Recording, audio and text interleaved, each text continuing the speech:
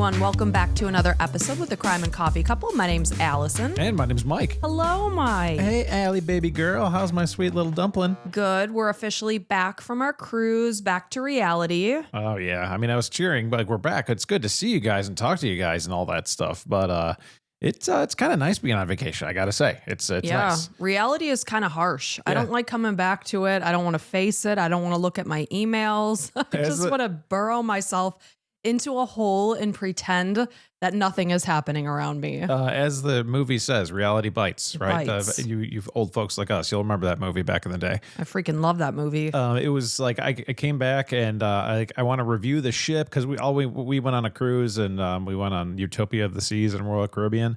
And it was just, it was a lot of fun. It was a great time. I wanted to review it for everybody else because like all these things that everybody does, like there's all these insider tips. Like, I mean, Disney's number one. Like if you go to Disney parks, like you have to be a Disney freak insider to like get the maximization of it. You can't just show up and be like, all right, well, I'm going to have fun today because then you won't have the most fun that you can. Whereas, I mean, that's what I do. I'm not researching going to a friggin' amusement park for 6 months. That's just not how I roll. Right. And I think it's utterly ridiculous that you have to be drinking some sort of Kool-Aid to get on a ride. Yeah, you feel like more a part of the club if you're doing that. But like anything, like Royal Caribbean, there were some things like that we had to know beforehand, like scheduling our dinner times and everything, which I never really did. So we went to the buffet every single day for dinner. We went to the buffet. The buffet. We are carnival goers just because if you compare the cruises side by side, the price difference can sometimes be pretty stark. Yeah. And I just couldn't swallow that pill. But this time around, we're like, all right, let's just try Royal Caribbean. First time.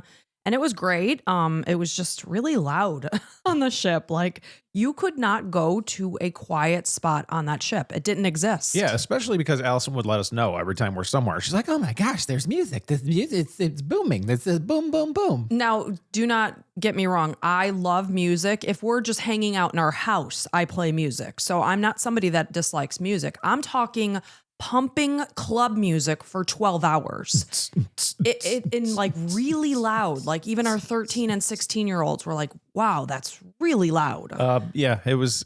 Now, I'm more of a laid back person, as you guys may know. And I'm not Right. at all. And I complain a lot. She does. So the more she complained about it, the more I thought about it and the more it got me anxious and everything. So now if she wasn't complaining about it, I'd probably just block it out entirely and be fine with it. But I basically make Mike's life a living hell. No. But I'm somebody, Mike always says, why do you, just because you think it doesn't mean you have to say it. And I'm like, but I do. I have to say it. she comes from a family that shares absolutely everything that's in their mind. And I come from a family that keeps it all buried down inside. And we've talked about this before, but yeah, there's somewhere in the middle is the right thing to do. And but I thought it was a really cool ship. There's a lot of cool things to do, but it was yeah. I mean, man, wouldn't it be awesome to just always kind of be on vacation? Like with this current economy, like with the internet and everything, like you can kind of make money from traveling, but you got to get that like following first. So luckily we have all you guys to listen to. So maybe we're going to start a travel blog at some point. I mean, we do review things. I'm not going to like pat myself too hard on the back, but we do take a lot of things into consideration. Thanks, Mike, for patting me on the back. You on the back for you. There you go. When we do review things, so Mike put together such a good review for the Utopia of the Seas, and I think it would be super helpful. So we're like, maybe someday we'll spin off and continue to do our podcast and also do a cruise, channel. The cruise and coffee couple. How awesome would that be? The cruise and coffee couple. And then we can like record from the cruise ship. I mean, that'd be fun. I mean, we'd probably have E. coli every once in a while or whatever. Oh, no doubt. Norovirus. That's the one. Mm-hmm. That's the big time. So that would help me lose weight. So I would welcome that for sure. But it is good to be back to and get back into the swing of things. But it was a quick cruise. It was like 4 days. So one funny story happened to our son. Oh my gosh. So my suitcase got hijacked because I wasn't sure if they would allow me to have these cords or plugs, for the extenders. And Mike's like, I don't think they allow it. I'm like, well, whatever. If they take it, they take it. They're $9. Like Royal Caribbean specifically got a little harsher on what they'd allow on the ship. And that was most recently. So I was pretty sure they weren't going to let it. So I got 2 for $9. I was like, if they take the 2 plugs, let them take them. So we get to the room and 3 of our bags are there, but my suitcase with like everything in it is not there. And I'm like, oh, great. They're like, all bags will be delivered by 6 p.m. I'm like, all right. We come back at 7:30, still no suitcase. So with that, we do magnets on our cruise door just so it's very easy to identify that this is our room. But the magnets were in the bag, so I couldn't put them up. So our son, of course, it's always our son. He's such an interesting character. 16 years old, but like mentally, sometimes he's like 5 or 6. So he's texting us on the app, or no, I should say he didn't get the app as we instructed. So somehow he's texting us. He can't get into the room. His key doesn't work, of course. On the way there, we're like, kids, you all have the app. They're like, yeah. Yep. And then he's like, oh, I accidentally downloaded Carnival. I'm like, well, we're not on a Carnival ship. So he can't get into the room, and turns out I'm sure he was going to the wrong room. So we get back to the room. He's in there, and he tells us he accidentally walked into the wrong room and saw a naked woman. We're like, how old was this lady? He's like older, like 60s probably. I think he said somewhere in like 50s, 60s. And I'm like, did she see you? And he's like, yeah, she gasped. She's like, oh. Yeah. And he said he just ran. I picture her clutching her pearls. My word. She had pearls on, but she didn't. Of course you walked into a cabin with a naked woman standing there. Of course you did. If anything like that is going to happen, it will happen to our son. And some of the good thinking he did, he said, I didn't say anything. I was going to say sorry, but I wanted to make sure she didn't know my voice. So I didn't want to say anything. And I just ran out the door right away. I'm like, that's a lot of thought processing in a matter of a second. That's pretty good. I'm like, I'm pretty impressed with that. Like for, a lot of the thoughts that don't go on during the day. And then he was just making it like our problem. Like, where's I don't know. I don't have my wallet. I'm like, okay, well, yeah. That's another thing. He misplaced his wallet twice because he refused to wear the cruise lanyard around his neck because apparently that's not cool. Oh my gosh. He's so worried about what's cool. Like this, I remember being in high school and always trying to like look buff and like you look a little bigger than I am. And all the high school kids that were on the ship, they were doing the same thing, just trying to walk around and show off and peacock a little bit for the girls and the girls for the guys and all this stuff. It's man, that's a tough time. So when we first got to the room, I'm like, there's a reason people wear these lanyards because it's just your C-Pass. You don't have your ID or anything else of importance. And then Mike and I finally break away to be by ourselves, and our phone is being exploded with, I can't find my wallet. I'm like, oh my gosh. So he tries to make it our problem. We're like, sorry, man, good luck. Yeah, we're like, you're taking care of this problem. He's like, who do I go to? I'm like, I would wonder the same thing, and then I would ask somebody. So good luck, go do the same. Like I try to teach him so that he's prepared for like life at some point. Right, because he's like, well, help me. I'm like, we are helping you. We're helping you by releasing you into the world. Yeah, it's fun. So anyway, are you ready to jump back into this? I am. Let's dive back in since we're off the ship and ready to go. All right, so this is the death of Madison Scott. And this is a listener suggestion from Angela and Mira. So thank you guys so much. So today we're heading back to 2011 into the vast wilderness of British Columbia, Canada. And when I say vast, I truly mean vast. And this is when 20-year-old Madison Scott headed out for a birthday party at a lakeside campground not far from her home. And the last time any of the partygoers recalled seeing Madison was when she was settled in her tent and she was ready for bed. But only hours later, she was just missing without a trace and really gave people the feeling that she just disappeared like in an instant. That's the feeling this whole situation gave her friends and family. Like I looked at her a couple minutes ago and I looked at her again, she's gone. Yeah, and again, hours did pass, but you'll come to find the details. So despite extensive search measures, her family had to wait 12 agonizing years before they had any information as to where Madison was. And to this day, they still have so many unanswered questions in regards to what happened to her. So Madison, who went by Maddie, so Maddie Scott was born on April 29th, 1991 to parents Eldon and Dawn Scott, and she has 2 siblings, a brother Ben and a sister Georgia. So the Scott family of 5 lived in Vanderhoof, which is situated in the center of British Columbia, Canada.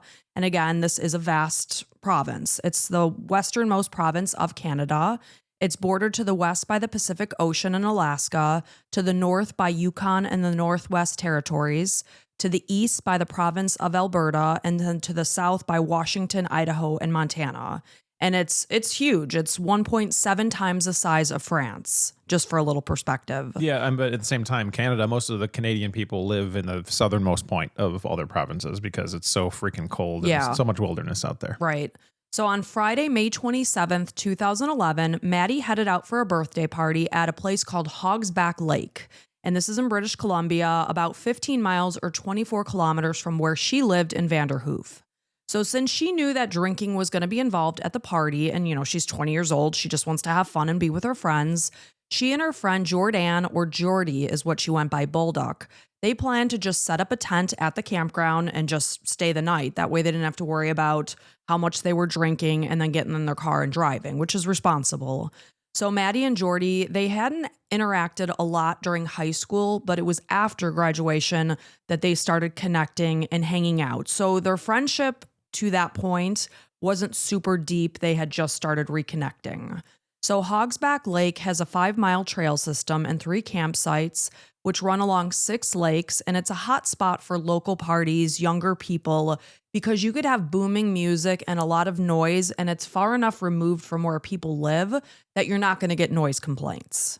So with tears in her eyes, Dawn, this is Maddie's mom, she recalls the last time she ever saw her daughter. And of course, as this is happening, you never in your wildest dreams think that this is going to be the last time you see the person that you love. So Maddie had ran back into the house at about 9:30 p.m. on that Friday after she'd forgotten some of her necessary camping supplies. And Dawn probably said what she always said to Maddie. You know, she loves her, be safe, have fun. And she watched her bound out of the house, and she just assumed she'd probably see her the next day. So Maddie drove her white Ford F-150 to the lake for the birthday party, and this party was going to involve right around 50 young people from around the area.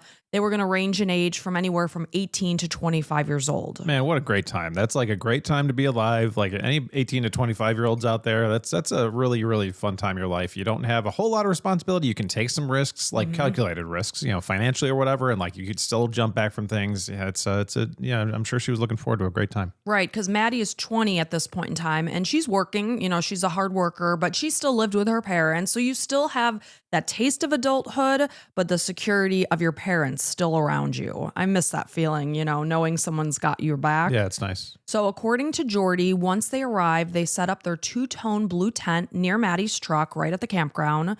And then the girls headed off to gather firewood. And as they got back to the site, more and more people began to slowly filter in for the party. And again, there was going to be about 50 people there. So as the night wore on, additional guests started showing up, which according to Jordy were on the rougher side, and they weren't part of the group. No one knew that they were going to be there. So Maddie was texting with her dad right around 11 p.m. and up until maybe midnight-ish. And at this point in time, apparently a fight broke out amongst some of the partygoers, and then this caused the party to break up earlier than anyone expected it to. So while Maddie wasn't a big drinker, Jordy admits that she got extremely intoxicated that night. And apparently she stumbled, she fell towards the campfire, and she hurt her knee. And at that point in time, she decided that she just wanted to go home. So when she told Maddie that she was going to leave with her boyfriend instead of camping as they had planned all along, you know, Maddie was already settled into her tent at this point in time. Yeah, this is the plan. Like we planned to stay here the night, and now all of a sudden you're changing up, and not to mention you're intoxicated. And Maddie was intoxicated, right? No, Maddie was not. Oh, okay. She wasn't a big drinker. Well, so the other one, like clearly the other one that is, she's not making sense because you're not thinking straight when you're drinking. Right, and they already set up their tent. They already had their things set. Like just get in your tent and go to sleep, you know? So by this point in time, only maybe 5 people remained at the campsite, none of which were planning on staying the night. They were all going home. So Maddie tried her best to persuade her friend Jordy to stay as they had planned all along. Wow. So it goes from like a huge raging party to like 5 people, then none of them are staying. And Maddie's like looking to stay there by herself at this point because her friend's leaving. Right. Wow. So Jordy and her boyfriend offered to drive Maddie home, but she had her tent set up. She had her things in place.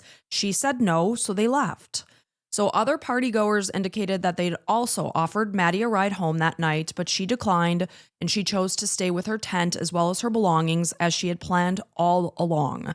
And I'm just one of those people, if I make plans, if I say I'm going to be somewhere, I'm going to freaking be there. Yeah, I was thinking of you in this situation. If you've planned something, that's how it's going to go. And if it doesn't go that way, you're going to spin a little bit in the head. And people who don't stick to plans and just fly through the wind make me insane. Yeah. Because it's like, if you say something, mean it. Yeah, if you're a free spirit, Allison is not a huge fan of your thought process. And don't get me wrong, my cousin who's right around my age, she's a free spirit, opposite of me, complete opposite. And I love her to death and we get along swimmingly. Yeah, I'm just kidding. So, according to the last people who were filtering out from the party that night, Maddie did not at all seem drunk. She didn't seem concerned that she would be out on her own for the rest of the night.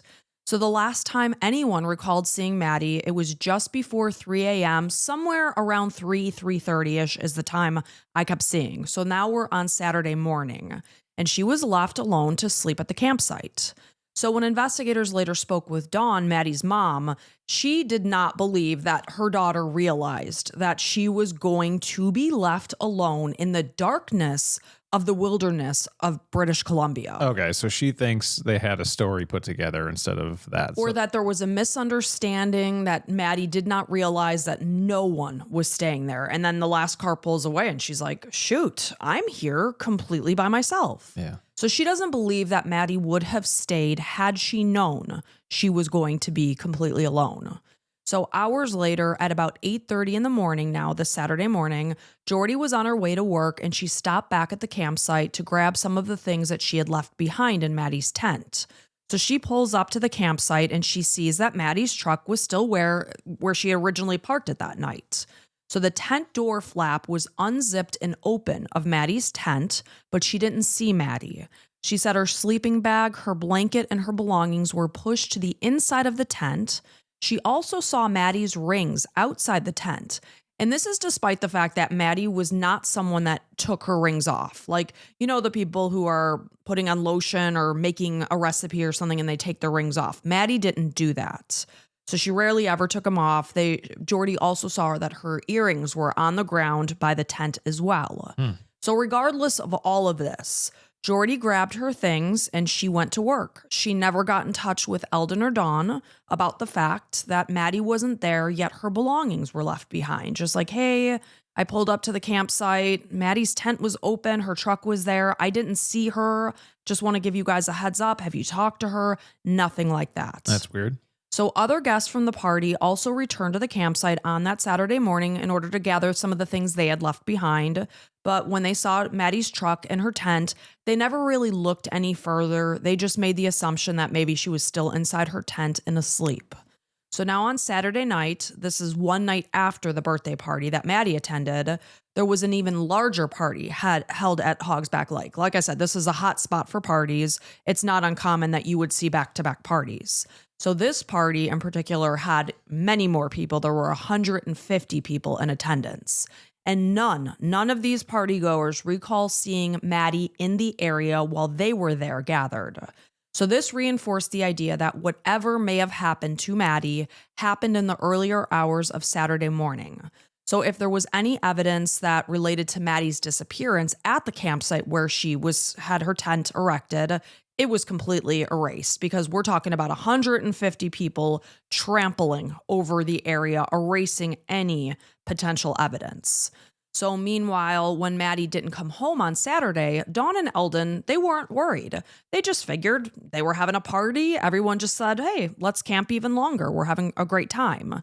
So she never had concrete plans leading into that weekend. She never told her parents, I will be home on Saturday afternoon, nothing like that. Cell service in the area was also very spotty, so they just figured they hadn't heard from her, that she was unable to get a hold of them to let them know. So each time they did try to call her phone, it went straight to voicemail. But again, this wasn't uncommon in this area. So when they still hadn't heard from her, now the following day, this is Sunday, May 29th, Dawn started to get worried. So she called Jordy's mother, who indicated that Jordy had been home, like since Friday night / early morning hours of Saturday. She had been attending work. She was actually at work at that point. And that was really the moment that Dawn's fear started to roll in, that she was thinking something's not right here. So she called her husband at work and they drove over to Hogsback Lake to see if Maddie was there. So as they pulled up to the campsite, Eldon and Dawn found their daughter's tent partially collapsed, but all of her belongings, once they pulled it open, were still inside. But Maddie was nowhere to be found. They knew their daughter to be an impulsive person who often did spur-of-the-moment things, but she did always touch base with them. So if something was going to be out of the ordinary, if she was going to go off somewhere, she would have let her parents know. So since they brought her spare car keys, Eldon and Dawn were able to get into Maddie's truck, and here they found her purse and backpack. But her car keys with her Gothic-style lanyard, as well as her iPhone 4 with its light blue case, were not there. They were missing. And they were immediately concerned since Maddie never went anywhere without her purse. And she was unlikely to have left all of her things behind and then gone off and done something completely different. So they also walked around the area of the campsite. They spoke to other campers who were there. They had not seen Maddie. They didn't recall seeing her, but they did no, her truck has not moved. It's been parked there the entire time. So after walking around to nearby trails and finding no sign whatsoever of Maddie, Dawn contacted the Royal Canadian Mounted Police, the RCMP, in order to report her daughter missing, and the fear and desperation in her voice could be clearly heard. RCMP?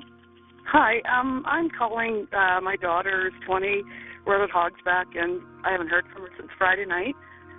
And we just came out, and our pickup is here in the vehicle, and people haven't seen her at all. Okay, what's her name? Madison Scott. And what's her date of birth? April 29th, 91. So she was last heard from on Friday? Friday night, yes. Okay. All of her stuff's here, but yeah, I don't know. Where does she live? With you? Yes, with us in Vanderhoof. So an official search and rescue began that afternoon as Dawn could only wonder, where is Maddie? Where could she possibly be? And they're sitting there at the campsite, walking around, looking around, and all she could think in her mind is, please, Maddie, please, let me just see you walking down a trail and just say, oh, you know what? This is where I was. And give a reasonable explanation as to where she had been. But that didn't happen. And they learned that a party goer from the larger party that was held on that Saturday night had collapsed her tent. They found the reason why that was happened. There was nothing sinister about the fact that her tent was collapsed with her things inside. Apparently, because you have to realize that there's a lot of drinking happening at this party. Oh, 150 people there. Somebody probably bumped into it or something. Right. And that's what happened. He possibly fell into it. They tracked this man down. They talked to him. He was not involved at all. So investigators were troubled, though, when they learned that Maddie's friends who had been at the party with her, and again, we're talking about a very remote, quiet, dark, isolated place. This 20-year-old girl, they're talking to these people and they're like, you did what? You left her there by herself to spend the night? So I will tell you, investigators were really taken aback by that fact. And Maddie's mom, Dawn, she was incredibly disappointed by that fact, especially since Jordy had promised that she was going to stay the night with her. And is Maddie the type of person that would do this sort of thing, like camp out by herself? Was she known to camp out by herself in the past? She loved the outdoors. Right. So has she done it before? No, I don't think she ever camped out by herself. And that's why her mom said, I don't think Maddie had any idea that she was going to be completely alone. Right. Because just safety in numbers. And just at least somebody, especially as a woman, you want to make sure you have some people. And even, that's definitely weird. Oh, it'd be scary. It's not even just, people that you can come upon, but like the wildlife and animals and things. I mean, anything.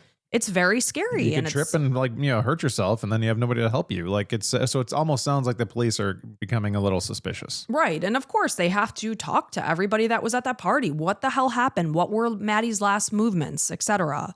So Jordy indicated that since Maddie disappeared, she has received a lot of online hate where she's been accused of being a horrible person. And I will tell you, in the videos that I watched, everyone was like, in a million years, I would not leave my friend behind in the darkness of a campground.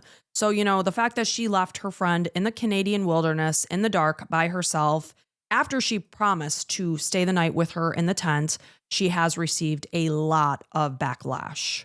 So since the terrain around Hogsback Lake and in British Columbia in general is extremely rugged and vast and involves dense wooded areas as well as water, finding Maddie has been likened to trying to find a needle in a haystack.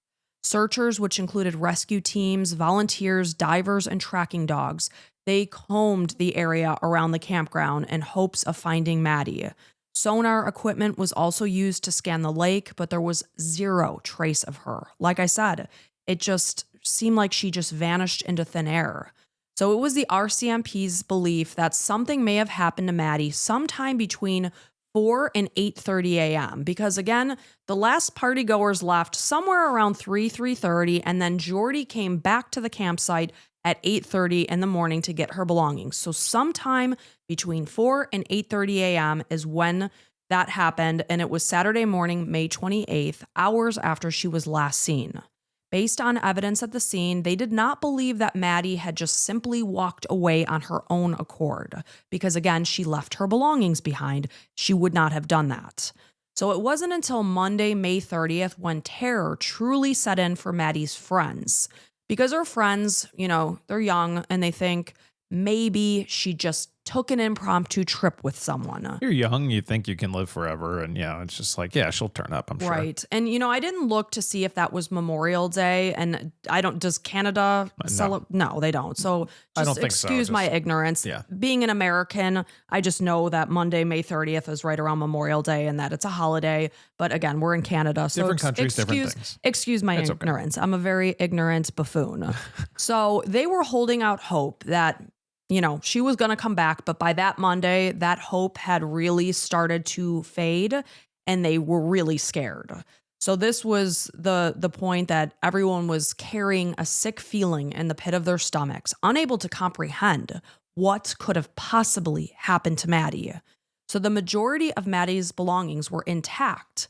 And other than the fact that her keys, her phone, and the clothing that she was last seen wearing were missing, obviously, as well as herself, it just seemed like she just got carried away with somebody or walked away or something. Now, the first thing I'm thinking is she had to go to the bathroom or something. Is this like a mountainous terrain where maybe she could have fallen down a ravine or something? No, this is all like a lake flat. Okay. So I watched the documentary where you see where her tent was. You see how her truck was parked. She did not fall over a mountain. It was flat. So her family launched extensive campaigns in order to raise awareness about Maddie's disappearance. They offered a $100,000 reward for any information that could lead to finding their daughter. Are we talking like what kind of bears are in this area? I would imagine. I don't know about bears, but it's very wildlife. I would assume there's a lot of wildlife. Well, the most dangerous thing would be a bear to me. Yeah, but there wasn't any blood at the campsite. Nothing that suggested that an animal came upon Maddie and attacked her. Yeah. Exactly. Nothing to suggest anything like that. So they have organized a lot of fundraising events in order to keep Maddie's information out there and alive.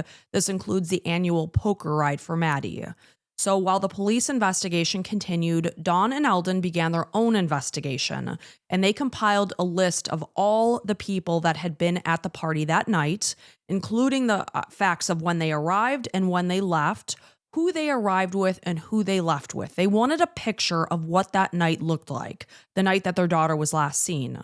And they set up a makeshift investigation on the home's basement wall, only feet away from where Maddie's now empty bedroom was situated. So they began retracing their daughter's last known movements from that Friday. Before Maddie made her way to the campsite, she stopped off at a liquor store. She later picked up some snacks to bring along. They could see her on surveillance video only hours before she was never seen again. So on their investigation board, the Scotts compiled a list of questions that they wanted answered, such as why was she left on her own? Why did everyone leave despite their initial plans to stay? What happened that made this camping night suddenly fizzle to nothing? So since Maddie intended to camp that night with Jordy Baldock, Eldon and Dawn knew that she was a person that could potentially answer these questions for them. Absolutely. I think it's a great idea. It's just like there's something turned, there's something not being said. So Jordy indicated that the party had grown well beyond what was expected that night, since it was initially supposed to be a group of people who were all familiar with one another, ran in the same crowd. But because word of the party spread online where it was posted to Facebook and things like that, more and more people heard about it and began showing up. People that other partygoers didn't even know, they weren't even familiar with. So since Jordy was one of the last people to have seen Maddie that night, investigators focused a lot of attention on her. She basically indicated that for months she was spoken with by investigators on a near daily basis. She did pass 2 polygraph tests, and she was eventually eliminated as a suspect. So meanwhile, days turned into months, and months turned into years, and there was still not a single sign of Maddie. Her disappearance gave people the feeling, like I said, that she just simply vanished into thin air, since the majority of her things were like frozen in time. Her truck was exactly where she parked it. Her tent was exactly where it was erected. Most of her belongings were still there. Yeah, I get how that's like an interesting way of looking at things, but clearly, obviously, something happened. Of course, it's like, we're not in an alien situation Right. where somebody's just zapped from the world. Something happened. So there was no sign, though, like you had mentioned with the animal situation. There was no sign of any physical altercation, whether it be with a human or an animal at the campsite. There was no blood. There was nothing out of the ordinary. The fact that her tent flap had been found unzipped and open, though, it did give the appearance that she may have just stepped out of her tent for a moment. Maybe she got out at, say, 5 o'clock in the morning to pee.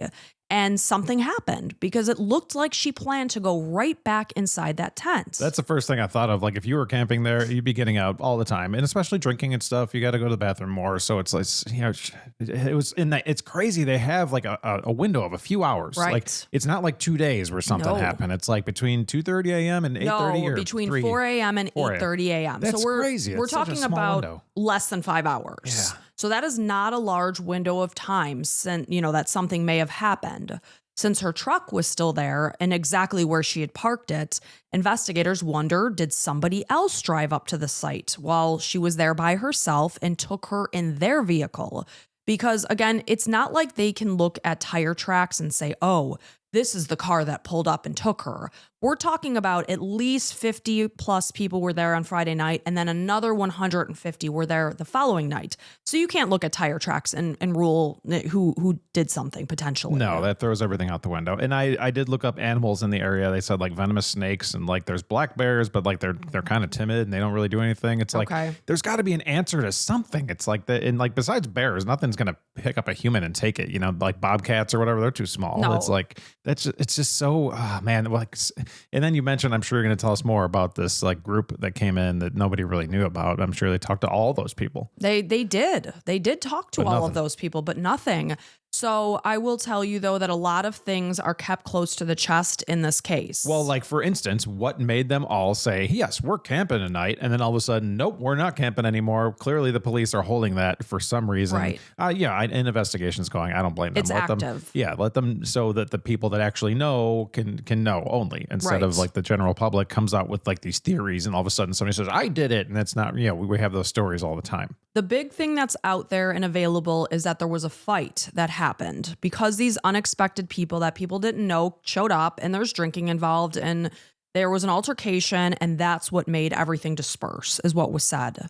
So more than a decade passed while the RCMP and community volunteers continued their search for Maddie to no avail whatsoever.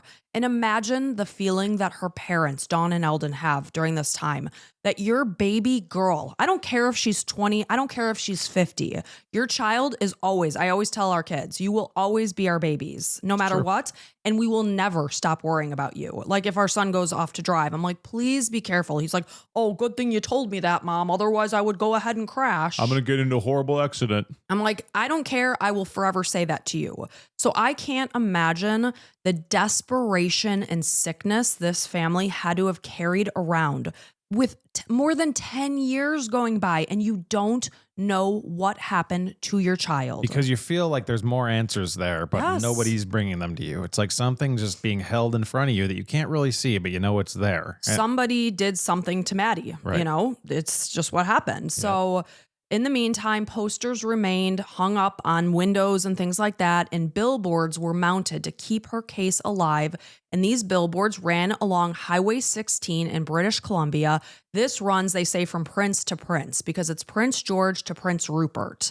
And I will give into a little information about Highway 16. So this case kind of takes a little bit of a veer because there was a lot of speculation about Highway 16, and I'll tell you why. So Highway 16 has become increasingly notorious, and it has become known to locals as the Highway of Tears due to a series of disappearances and murders of women and girls that date back 4 decades. According to the RCMP, since 1969, there have been at least 18 victims, with a large number of the cases that are still unsolved to this day, bodies that have not been found, killers that have not been found, while locals, meanwhile, believe that the number is as high as 43 or more. And I'll tell you why that is. So, and I'll go on to say Hogsback Lake, where Maddie was last seen alive, is 72 miles or 116 kilometers, which is about an hour and 20-minute drive to Highway 16. So it's not like it was right there, but there was a lot of speculation about this highway. It's almost like people are trying to bunch it in a little bit. Right. And Maddie does fit the same pattern as some of the cases that have occurred along Highway 16. You should cover Highway 16. Right. And I'm going to. At least one of the serial killers that I'll go into. Hey, if you're a Canadian listener or somebody that knows about them, then leave a comment. Say, let us know which ones to cover. Right. Exactly. So, and there's a lot of stories. So Sergeant Kent Floyd and Constable Tom Wamsteker of the RCMP, they led the investigation and they began developing a profile of Maddie. She had always been incredibly close with her family, her siblings, her parents. After she graduated from high school, she began working with her dad in his business within the logging industry. She was very involved, very, very well loved amongst the community, super fun, outgoing, just the person you'd want to go out and be with because you know you're going to have a good time. And the person to invite to the party because it's going to be better with them. Right. She had a love of the outdoors, sports, dirt biking. Her best friends, this is Amanda and Jasmine, they describe Maddie as a real competitor, a thoughtful person who always shared, someone who loved to take charge of situations. The three girls used to make these cute videos together, and Maddie co-wrote and starred in a suspense movie they called The Stalker, which is kind of creepy now to think about, The Stalker. And you think about this girl sleeping in her dark tent at night and she just vanishes. Yep. So Maddie was incredibly social, funny, she was independent.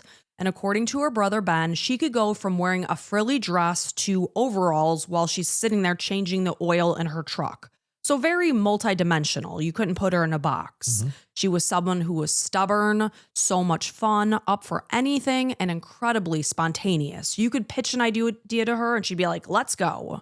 I love that. That's a lot of fun. A lot of fun, agreed. So neither Amanda nor Jasmine had been at the birthday party that night. This is, of course, her best friends. So I can't imagine feeling like somebody that you love, you're like, I would have never left you there by yourself. So I wasn't there. Just for how good of a friend was Jordy to her? Like, were they close? That's the big thing. So everyone's like, some of the research is like, oh, her best friend Jordy. And then people were like, no, that was not her best friend. Well, it's such lazy investigation. It's just like, yeah, they were together. So best friend. Best friend. Everyone was like, no, they did not associate with one another through high school. They didn't connect until after high school. And Maddie's 20. So you would assume she's been out of high school for what, maybe 2 years? It doesn't mean they're not close. No, I'm not saying that they weren't close. They were planning on sleeping in the same tent that night. It's not like the connection she has with her best friends, Jasmine or Amanda, is what I'm basically saying. And, you have to keep in mind that Jordy said, I was wasted. I fell into the fire. I hurt my knee. When someone's like trashed, they're not necessarily thinking clearly. Oh, no. And clearly, like, once she fell, she's like, I just want to get out of here. And maybe she was embarrassed or whatever. Yeah. It's just like, I just want to get out, go home. So, of course, investigators went on to speak with each of the 50 people that attended the party, and they did not meet a single person who had anything bad to say about Maddie. Anything that would indicate that someone had a vendetta against her and would ever want to hurt her. Because, again, she was a fun, outgoing, social person that everyone loved. So Sergeant Floyd began hearing murmurs about this person. This is a 28-year-old named Fribjon or Frib Bjorson. Fribjon? Yes, isn't that an amazing name? Wow, interesting. Fribjon. And then his last name is Bjornson.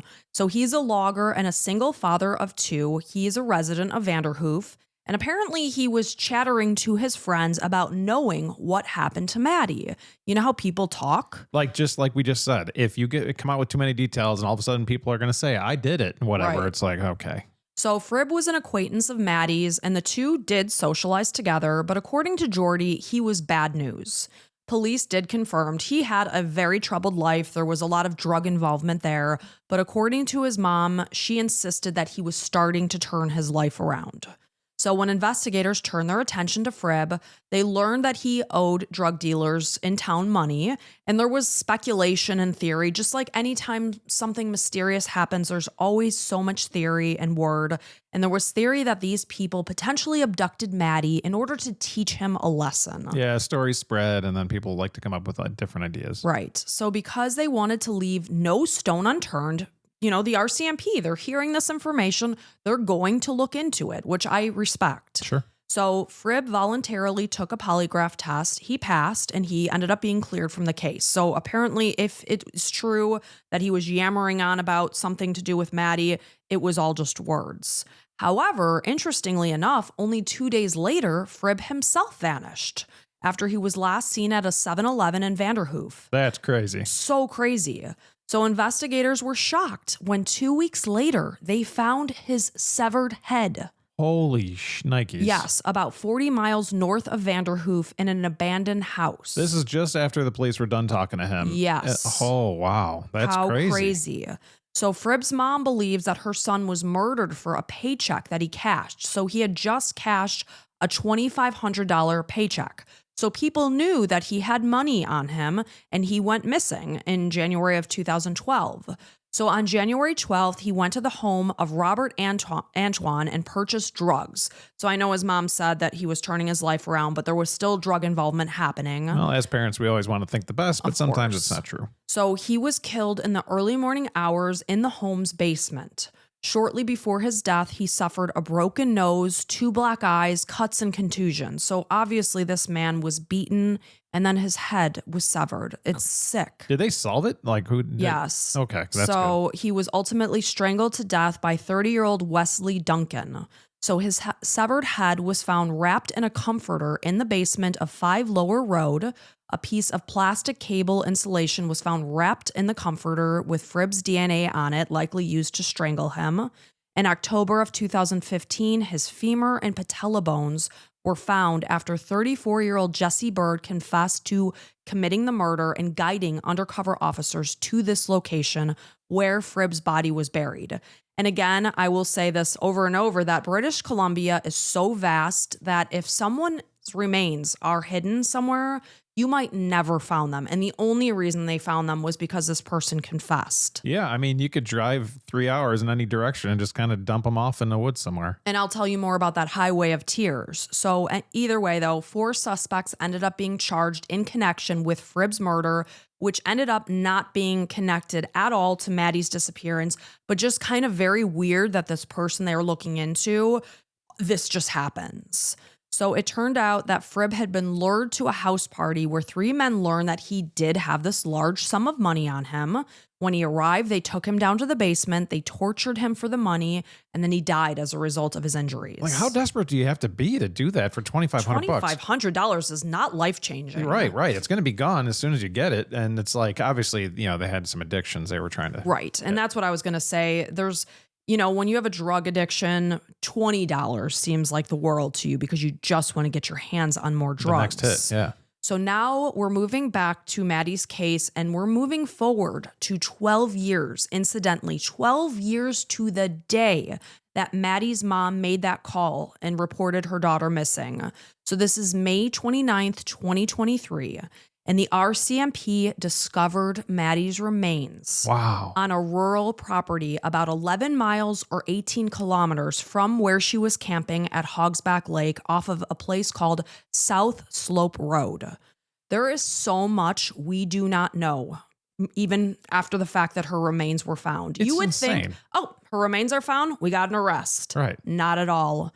So police secured the location with a search warrant on a private farm where Maddie's remains were found. So despite the fact that 2 years now, because this episode is being released in June, so we have just passed the 2-year mark when her remains were found, the RCMP have remained very, very tight-lipped regarding any information regarding the property owners, how were her remains found, as well as what was her cause and manner of death. So, and I will say this, but the fact that she was 11 miles or 18 kilometers away, it's not like she just walked over to this location. No, she was clearly dumped there or whatever. Right. So for more than 3 weeks, a white canopy tent remained erected at the site on a gravel road near the property where RCMP cruisers and unmarked trucks gathered. And I don't know, maybe Canada's different than the United States, but like there's like no information. And I find that so interesting. Like we crave that information. And I know Mhm. Canadians do too, just humans want information, but to me, it's almost better to not be released. Like what's the positive? Right. I guess, you can have somebody that might know something about it. So like, yeah, that's the thing. Like, here's what we know. If anybody's seen anything about this person with this description, please let us know. Or this time of, but it's 10 years later, right? Right, So it's 12 years. 12. So I don't know. I can see both sides. Hopefully it leads to some good information. Right. So online rumors, of course, there's so many rumors. They say that Maddie's remains were found on a property that was owned by a man whose 2 sons may have been at the party that Friday night. Sure. And there's word that this man who owned the property has severe dementia. And again, I'm not going to go into a lot of detail about that because it's just online rumors. I can't confirm this to be true. So with the finding of her remains, the community obviously mourned Maddie's confirmed death. Did anyone really, after 12 years, think that Maddie was going to come bopping home? No, but of course it's sad that now it's confirmed that she died. So with this, the municipal flag was lowered to half-mast at Vanderhoof City Hall, and more than 1,000 people attended the vigil to honor her. With word out that Maddie's remains had been located on this private property, obviously the community could only assume that someone would soon be charged for her murder, and then the mystery behind her death would be solved, that all this information would be released. However, despite the relief that Eldon and Dawn felt in finding their daughter, because of course so many people go missing, never to be found again and never get that sense of maybe closure, you might say. So they realized, though, that only more questions had been generated since their daughter's remains have been found. So the RCMP has, again, remained very tight-lipped and no shade there, but they have not revealed if foul play was involved. And you can only assume that it has to have been. Yeah. Though investigators indicate that solving this case remains their top priority. And they say that they are doing everything they need to do in the meantime so that they can bring justice to Maddie's family and to Maddie. There have been many theories about Maddie's disappearance and death, and many believe that she encountered foul play at the hands of one of the guests that had been at the party that night because they knew that she was going to be there out alone. That's the hanging fruit. Of That's course like it is. The only theory that makes sense. That somebody saw, I see only one tent here. She's camping by herself. Let's leave the party and then we'll come back. I'm a scumbag and I'm going to come assault her. And that's in my mind what happened. Yeah. So many of the attendees left near midnight, but of course I'm saying that the people did remain until about the 3 o'clock hour. But apparently midnight was when this fight occurred. And then this is when a lot of the party goers did leave. But hours later, there were still a handful of people there with Maddie right around 3 a.m. So her phone, her keys, and her clothing were missing. But again, there were no signs of struggle or forced entry into her truck. And this suggests that she was obviously transported by someone that maybe was familiar with the area. You could only assume it was a local. Yeah, somebody came there with a car, took her out of her tent, and took her wherever. Right. So lack of physical evidence at her campsite made it difficult to determine, did she willingly walk away with somebody? Did she willingly get into the car of somebody that she knew and trusted and never felt that would harm her? Or did somebody come up and take her who was a stranger? There's a lot of unanswered questions. So the fact that her remains were found on a private property near her last known location reinforces the idea about local involvement. As the case stands, it's unknown what the property owner's relationship to Maddie is, if there was a relationship at all, or if her death had any connection to the owners of the property, or if somebody just dumped her remains there. And like you said, it's people can look up like property records in our country. So I don't know if that's not publicly available in Canada or whatever. And that's my thought. I'm like, I don't understand. Like, how is there so little information out there? Like somebody's looked into this, right? Yeah, and that's where I keep hearing about somebody with dementia that owns that property. So the fact that the RCMP obtained a search warrant for the property suggests, maybe that the property owners had significance to the case. Because the location is 11 miles or 18 kilometers from the campsite at Hogsback Lake, again, it's highly unlikely because I will tell you, in research, there was speculation, oh, maybe Maddie got disoriented and walked over there. It would have taken her about 4 hours to walk over there. And this is rugged terrain. I mean, she's an adventurer, but she's not going to walk for, I mean, I don't know her. In the middle of the night? Yeah, that seems pretty I don't unlikely. think so. So the odds of her succumbing to injury or whatever in this area is highly unlikely. Throughout the time frame Maddie was missing, there was a lot of speculation if her disappearance was connected to this Highway of Tears, aka Highway 16. So this is a 450-mile or 725-kilometer stretch of road that runs from east to west through British Columbia. So again, because of the vast wilderness and isolation around Highway 16, serial offenders have taken advantage of this location, and it is made for the perfect hunting ground for a predator. The possibilities of hiding a victim's remains are endless. And of the missing, many are girls and women, many of which are indigenous. Many of the women were out hitchhiking at the time that they vanished. The youngest victim from Highway of Tears is 12-year-old Monica Jack, who vanished while she was out riding her bike on May 6, 1978, only 2 weeks before she had the chance to celebrate her 13th birthday.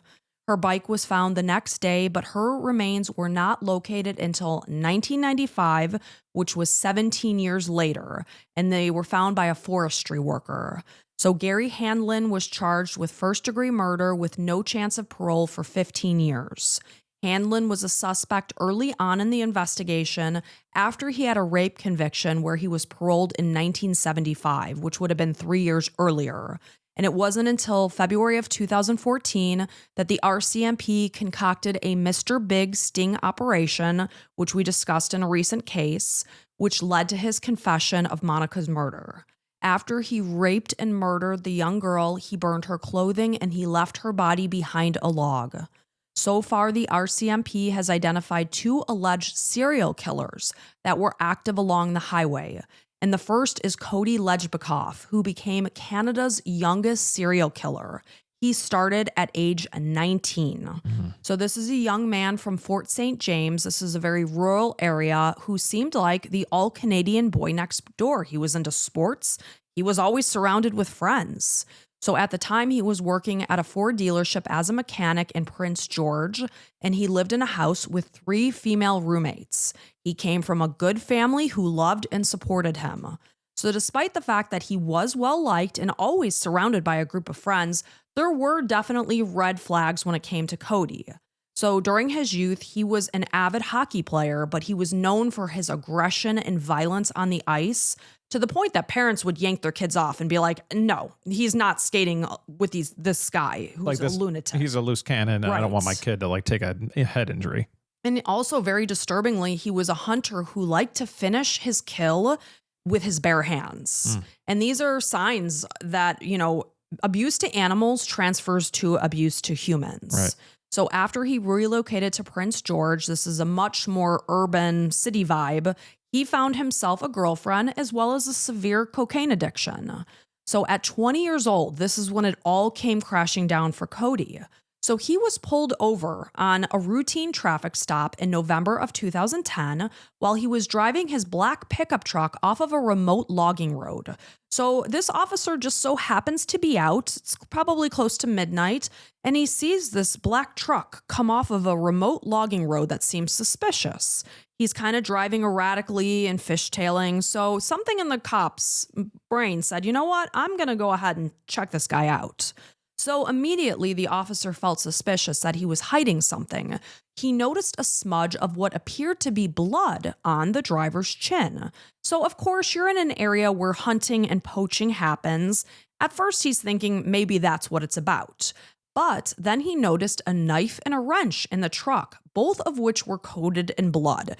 And I'm not a hunter, but I don't imagine most people hunt with wrenches. Right. And if you do, you probably clean it up and put it in a spot. Like, it's not like you just get back from a fresh kill. You're like, peeling out and getting the hell away from wherever you are. And as the officer looked closer, he noticed there was a lot of blood in the car. So Cody is claiming, of course, the officer's talking to him, that he had been out hunting deer, something that the officers did not believe as they looked closer.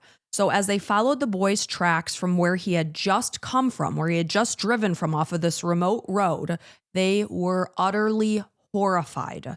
They found a body of a young girl in the snow. And this is 15-year-old Lauren Leslie, and she had been beaten beyond recognition by a pipe wrench, and her throat had been slit. Despite the fact that Lauren had a genetic eye condition that left her nearly blind since birth, she was said to be a joyful child who was a great swimmer. She was an athlete. She excelled in karate. She met Cody on a Canadian internet site called Nextopia, and based on their chat history, it was clear that Cody immediately had an agenda when he began chatting with 15-year-old Lauren. And again, there's this 5-year difference. Lauren had a very innocent nature. She just wanted to chat. She didn't want to discuss the things he was wanting to discuss, which was very graphic in terms of sex. You could tell her conversation was always being like, I'm not into that. You know, how are you doing? Oh, I'm studying right now. It was clear he was making her uncomfortable. So about a year after Lauren's murder, investigators managed to tie Cody to 3 other murders near the Highway of Tears with victims that vanished between 2009 and 2010. And these women, you know, the connection there, I believe, is the cocaine. So 35-year-old Jill Stachenko, 23-year-old Natasha Montgomery, her body has never been found, and 35-year-old Cynthia Moss. And this is based on DNA that just so happened to be found in Cody's apartment and on his clothing after he was arrested and charged with Lauren's murder.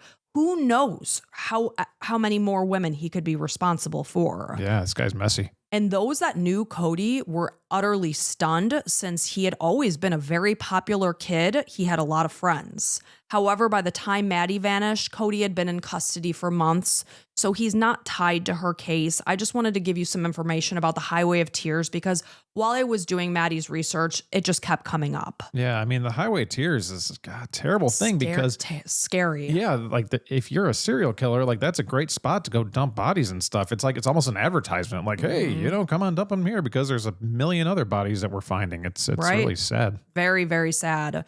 So using advanced DNA technology in 2012, the Highway of Tears Task Force was able to match male DNA recovered from a victim's clothing that vanished in 1974. This is 16-year-old Colleen McMillan. When her brother last saw his sister, she asked him, "Don't tell our parents, I'm going to hitchhike." And then her remains were found a month later, 30 miles away. And that's just the thing with this highway. A lot of the times the victims were just hitchhikers and these disgusting predators were just out driving and took advantage of the situation. So the DNA for Colleen was a match to Texas native Bobby Jack Fowler, who was working as a roofer in Prince George. Sadly, Colleen's family never got the satisfaction of seeing him pay for her murder since he died in prison in 2006. The task force believe that he is responsible for the murders of Gail Wise and Pamela Darlington, both who were 19 years old when they vanished in 1973. So this is just 2 examples of serial killers roaming along this highway. And they suspect that this man is also responsible for 6 other disappearances and murders along the Highway of Tears, as well as 7 murders in Oregon. I mean, this guy is horrific. He got around. So moving back to Maddie's case, while her parents were thankful that they did recover their daughter's remains, they still wait for closure, and they believe that they will someday receive answers as to how she died and who was responsible. They live with their grief of losing their daughter, 24/7. They live with a sickness inside of them, and they just remain hopeful that there will be justice someday. But yet, to this date, despite the fact that 2 years have passed since her remains have been found, no arrests have been made in relation to Maddie. So according to the RCMP, no further information can be released in order to maintain the integrity of the investigation, which does remain active and ongoing. And that's why there isn't any information. So a documentary that I watched, it's called The Vanishing of Madison Scott, has been created about her mysterious disappearance, as well as the deep impact that her death left on her community. 2025 marks 2 years since Maddie's remains have been found and 14 years since she vanished. She would have been 34 years old this year. Her loved ones remember her as a vibrant, free-spirited, loyal, and kind person. When she wasn't working hard at her parents' family business, she was immersed in spending time with her friends and family, being a fun 20-year-old girl. And it's the sad and tragic death of Maddy Scott. And I say death versus murder because there have been no murder charges brought forward. Yeah, but clearly somebody took care of her, and it's really, really sad. So thank you for telling her story. It's a reminder to always make sure, even if you think it's a great idea to stay at your campsites or alone by yourself, just safety in numbers, especially as a woman. So. And that's always what I tell my friends, because we take a girls trip every year, and it's like we leave together, we go home together. 100%. And especially when alcohol is involved, because your guard is down. You're not making the same decisions and things you would make had you been sober at the time. Right. So again, you don't think, that something's going to happen at a campsite not far from your home, but stay with your friends. Yep, absolutely. Well, so sorry to Maddie's family and Maddie especially. Yeah, it's terrible. Yeah, well, thank you so much for listening. We really appreciate it. If you love what we do, go ahead and support us on Patreon or Apple subscriptions. You can get a free 1-week trial. Go ahead and do it because you deserve it. You work hard. Why not, right? So go pop us in your ears while you're doing some laundry or whatever. And Ma and Pa, we're just a tiny, tiny little Ma and Pa shop. I'm Pa. And I'm Ma. Yeah, and we're just we don't have a huge network like some of those other ones, and we're growing we get a lot of comments on YouTube saying like, you guys are going to be, I'm surprised you don't have millions of followers, and I just say not yet. It's happening, and just slowly but surely. So you're in on the ground floor, and then just imagine in like 5 years, it'd be like, I knew those guys when they were still talking about being Ma and Pa. So thank you so much for your support, Mike. We're always going to be Ma and Pa. Right? Exactly. Someday we'll be like corporate bigwigs, and we'll be like dressed in our suits and everything, Never. delivering the news. Never. I'm going to wear shorts every single time. You're going to see my disgusting knees all the time. I am just not that person. I've never been a corporate person at all. I not in a million years, because working as a dietitian, my boss would be like, don't you want to go into management? And I'm like, hell no. Oh gosh, like same for me. It's like I'm just a lowly sales guy. I like to just be responsible for my territory and not have to worry about 20 other people under me. Yeah, but anyway, we thank you guys so much for being here with us. Thank you. And we will be back on Wednesday with a bonus episode. And like Mike said, if you're catching up and you need more content, it's there. We got you covered. But either way, we will be back. And until next time, bye.